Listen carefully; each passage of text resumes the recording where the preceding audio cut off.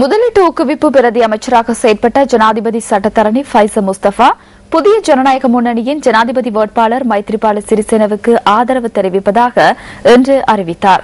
கொழும்பில் உள்ள எதிர்க்கட்சித் தலைவரின் அலுவலகத்தில் நடைபெற்ற ஊடக சந்திப்பில் அவர் இதனை கூறினார். ஜனாதிபதி சட்டத்தரணி ஃபைசல் முஸ்தபா, எதிர்க்கட்சித் தலைவர் ரணில் விக்ரமசிங்க மற்றும் ஜனாதிபதி வேட்பாளர் மைத்ரிபால சிறிசேன ஆகியோரை சந்தித்து தனது தீர்மானத்தை அறிவித்தார்.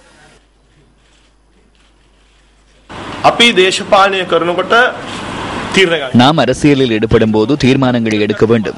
தனிப்பட்ட நிலைப்பாடுகளில் அரசியல் செய்வதில்லை. கொள்கைகளுக்கு ஏற்பவே அரசியல் செய்கிறோம். நாட்டின் அடுத்த கட்ட மேம்பாட்டிற்கு சிறந்த ஒரு தலைவர் தேவைப்படுகிறார். அவர் மைத்ரிபால சிறிசேன என நான் தீர்மானித்தேன். சிங்களம், தமிழ், முஸ்லிம் என அனைத்து இன மக்களும் ஒற்றுமையாக வாழ முடியுமான சூழல் ஏற்பட வேண்டும் என நான் எவ்வேளையிலும் சிந்தித்தேன்.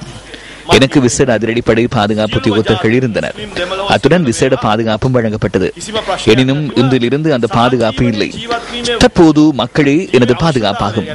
அரசியல்வாதிகள் என்ற வகையில் நாம் சில விடயங்களின் போது தியாகம் செய்ய வேண்டும். எனவே இதனை நான் இந்த நாட்டிற்காக செய்த தியாகமாக கருதுகிறேன். அவர்களால் ஏன் இதுவரை தீர்மானம் எடுக்க முடியாதுள்ளது? அவர்களுக்கு இழைக்கப்படும் அநீதி மற்றும் கட்சியில் தற்போது எதிர்கொள்ளும் நிலைமைகள் தொடர்பில் அவர்கள் என்னிடம் கூறியுள்ளனர். இன்னும் சிறிது காலத்தில் ஜனாதிபதி மஹிந்த ராஜபக்சவும் அவரது குடும்பத்தின் சிலருமே அங்கு எஞ்சுவர். மக்களினால் நிராகரிக்கப்பட்டவர்களே அங்கு எஞ்சுவர். எனவே மீண்டும் குழியில் விழுந்து விடாமல் வெளியே வருமாறு அழைப்பு விடுக்கின்றோம். ஏனென்றால் எமது வெற்றி உறுதியானது. நாம் 7 பேரில் ஆரம்பித்தோம். தற்போது அது 25 அதிகரித்துள்ளது. 1948 ஆண்டின் பின்னர் அரசாங்கத்தை கவிழ்க்க வெளியில் வந்த மிகப்பெரிய குழு இதுவாகும். எனவே 8ஆம் தேதி அரசாங்கம் அடைய உள்ள தோல்வியை தடுக்க முடியாது.